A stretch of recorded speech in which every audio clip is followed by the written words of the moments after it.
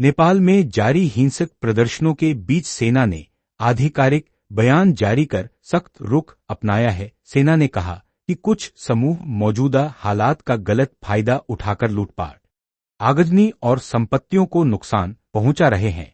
इसे रोकने के लिए नेपाल आर्मी और सभी सुरक्षा एजेंसियां 9 सितंबर की रात 10 बजे से सख्ती से तैनात रहेंगी। सेना ने चेतावनी दी है कि यदि ऐसी गतिविधियां नहीं रुकी तो सुरक्षाबलों की मुख्य जिम्मेदारी कानून व्यवस्था बहाल करने और जनता व संपत्तियों की सुरक्षा हो। बयान में कहा गया, यह कदम नेपाल और नेपाली नागरिकों की सुरक्षा के लिए उठाया जा रहा है, साथ ही पूरे देश से सहयोग की अपील की गई है। सेना ने साफ किया कि हालात की लगातार समीक्षा होगी और आवश्यकता पड़ने पर आगे की जानकारी साझा की जाएगी। नेपाल में प्रधानमंत्री केपी शर्मा ओली के इस्तीफे और राजनीतिक वर्ग के खिलाफ छात्रों के हिंसक आंदोलन पर चीन ने अब तक कोई आधिकारिक प्रतिक्रिया नहीं दी है। ओली को लंबे समय से चीन समर्थक नेता माना जाता है।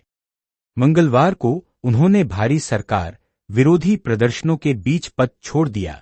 इस दौरान प्रदर्शनकारियों ने नेताओं के आवास, राजनीतिक दलों के दफ्तर और संसद भवन पर हमले किए। एक दिन पहले ही पुलिस कार्रवाई में कई लोगों की मौत हुई थी। चीन की चुप्पी नेपाल के बदलते राजनीतिक समीकरणों पर और सवाल खड़े कर रही है। पूर्व राजनीतिक सुखदेव मुनि ने नेपाल की मौजूदा स्थिति को अराजक बताया है। उन्होंने कहा कि प्रधानमंत्री केपी शर्मा ओली देश छोड़कर दुबई जा सकते हैं और सरकार लगभग गिर चुकी है।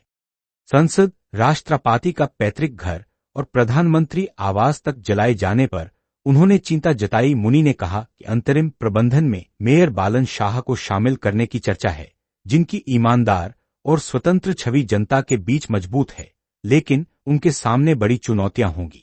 नेपाल में जारी हिंसक प्रदर्शनों के बीच काठमांडू स्थित प्रमुख मीडिया संस्थान कांतिपुर टीवी के मुख्यालय में आग लग गई। सोशल मीडिया पर वायरल वीडियो में इमारत से धुआं और लपटें उठती हुई दिखाई दी। यह घटना ऐसे समय हुई है जब प्रदर्शनकारी सरकारी दफ्तरों और नेताओं के घरों को निशाना बना रहे हैं। माना जा रहा है कि आगजनी प्रदर्शनकारियों की तोड़फोड़ के कारण हुई। अभी तक जान माल के नुकसान की आधिकारिक जानकारी सामने नहीं आई है।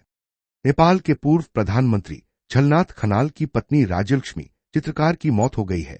उन्हें कथित तौर पर उनके घर में आग लगाकर जिंदा जला दिया गया था।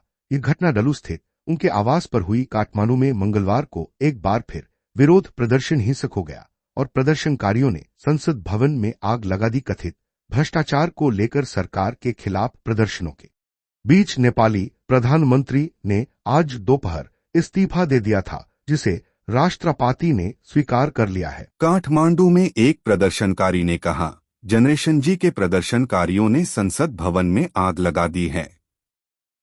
कल नेपाल पुलिस के जवानों ने कम से कम 19 छात्रों की हत्या कर दी थी। यह विरोध सोशल मीडिया पर प्रतिबंध के कारण नहीं है, बल्कि हम इसलिए विरोध कर रहे हैं क्योंकि हमें एक युवा नेता चाहिए। हम बदलाव चाहते हैं। जनरेशन जी एक युवा नेता की मांग कर रही है। भारतीय विदेश मंत्रालय ने भारत के नागरिकों को नेपाल की स्थिति स्थिर होने तक यात्रा स्थगित करने के निर्देश दिए हैं। राष्ट्रीय स्वतंत्र पार्टी (आरएसपी) के अध्यक्ष रवि लामिछाने को मंगलवार दोपहर नक्खू जेल में प्रदर्शनकारियों से बात करने के लिए बाहर लाया गया है। यह भी बताया गया है कि उन्हें अन्य कैदियों की सुरक्षा के लिए रिहा किया गया है।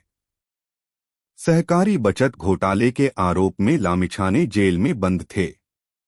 आरएसपी के केंद्रीय सदस्य क्रांतिशिखा धीतल द्वारा सोशल मीडिया पर साझा किए गए एक वीडियो में भीड़ को संबोधित करते दिख रहे हैं। नेपाल के पूर्व प्रधानमंत्री शेर बहादुर देउबा के घर पर भीड़ ने हमला कर दिया। इस हमले में पूर्व पीएम भी घायल हुए हैं। हमले में जख्मी हुए शेर बहादुर को सेना ने बचाया है। नेपाल के प्रधानमंत्री केपी शर्मा ओली ने अपने इस्तीफे का पत्र राष्ट्रपति को सौंप दिया है।